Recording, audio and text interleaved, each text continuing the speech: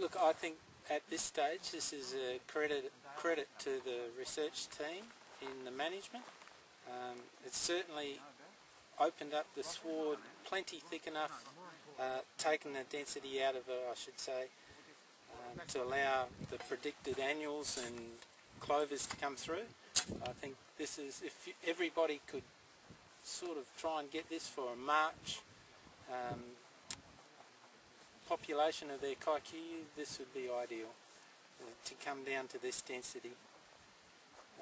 I've got no fears that this will blow.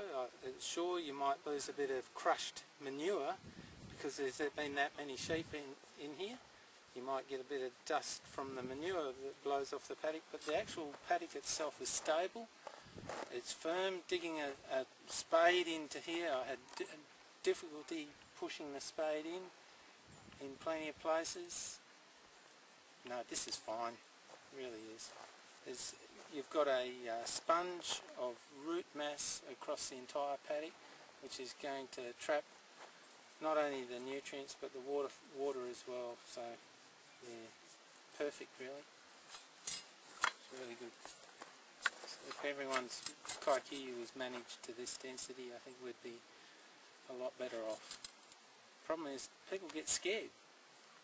They get scared that they're used to the annual system through the fence there, and it powders up to nothing, particularly capeweed, and as soon as you get a big wind, it just blows away. And because of that, people are frightened to take the kikuyu down harder. What they don't understand is that there's a lot more beneath the soil here. If we were to dig a spade in the annuals there, you won't have the root activity that you've got here. Fertiliser, there it is. You've got natural fertiliser here with the dung, but again, March is the time for probably your P for your clovers and your K, but really your nitrogen here for the kikuyu is really a spring application.